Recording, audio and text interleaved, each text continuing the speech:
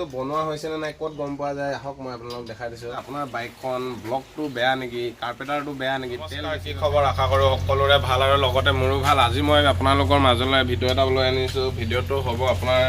bike এখন যদি second hand bike এখন যদি আপুনি কিনিবলৈ বিচাৰে তো ছেকেণ্ড হেণ্ড বাইকখন আপুনি কেনেকৈ গম পাব যে ভালনে বেয়া নে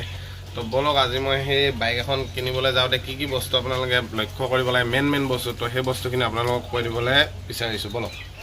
এতিয়া মই এক নম্বৰটো দেখাই দিওঁ আপোনালোকক ইঞ্জিনটো কেনেকৈ চেক কৰিব পাৰি ভাল হৈ আছে নে নাই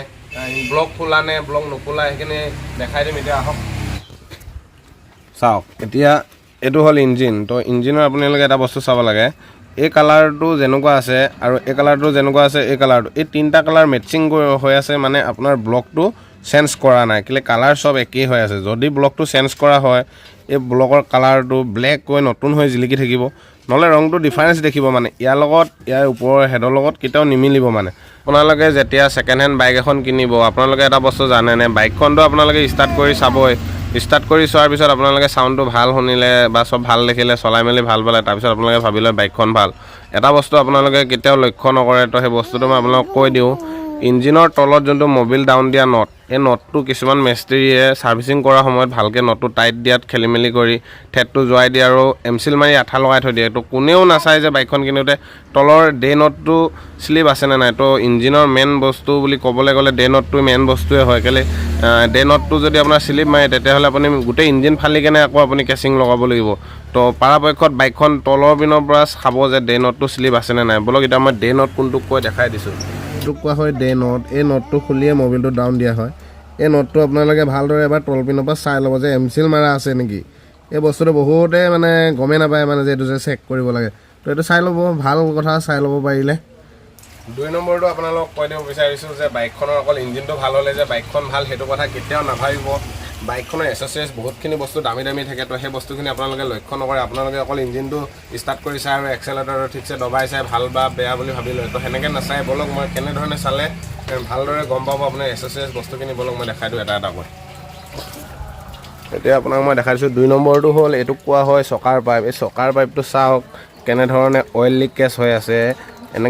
এনেকৈ অইল লিক হ'লে মানে আপোনাৰ এই পাইপটো চেঞ্জ কৰিব লগা হয় তো এইকাৰণে আপোনালোকে এটা বস্তু চাব যে এই পাইপটো স্কেচ বহিছে নেকি অইল লিক হৈছে নেকি চাই ল'ব খুব সুন্দৰকৈ চকেট জাবাৰটো এনেকৈ হিলাই চাব তললৈ হেঁচি চাব জাম্পিং হয়নে নহয় এতিয়া মই আপোনালোকক 3 নম্বৰটো দেখাওঁ যে কেনেকৈ গম পাব যে আপোনাৰ বাইকখন ব্লকটো বেয়া নেকি কাৰ্পেটাৰটো বেয়া নেকি তেল বেছিকৈ খাইছে নেকি তো এটা বস্তু চেক কৰিলে 3টা বেমাৰ ধৰা পেলাব পাৰি তো তাকে আপোনালোকক আজি দেখাই দিওঁ বলক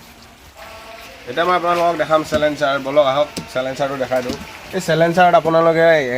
এনেকৈ আঙুলিটো ভৰাই চাব এনেকৈ কোলা ধৰণৰ কিবা যদি কাজল টাইপৰ লাগি আহে তেতিয়া গম পাব যে আপোনালোকে বাইকখনৰ কাৰ্পেটাৰৰ প্ৰব্লেম আছে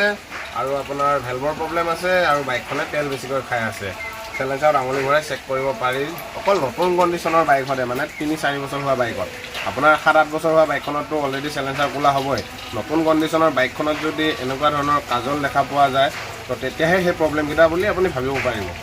4 নম্বৰটো আপোনালোকক এতিয়া মই বুজাই দিম কেনেকৈ গম পাব যে চকেট জাবাৰ বেয়া হয় নে নহয় বাইক এখন কিনোতে আপোনালোকে চকেট জাবাৰটো ধ্যান দিয়ে নে চকেট জাবাৰটো হৈ গ'ল বহুত এটা মোটা বাজেটৰ বস্তু মানে তো আপোনালোকেতো অকল ইঞ্জিনটো চাই থাকিলে নহ'ব চকেট জাবাৰটো চাব লাগিব বলক এতিয়া মই আপোনালোকক চকেট জাবাৰ কোনটো কৈ দেখাই দিছোঁ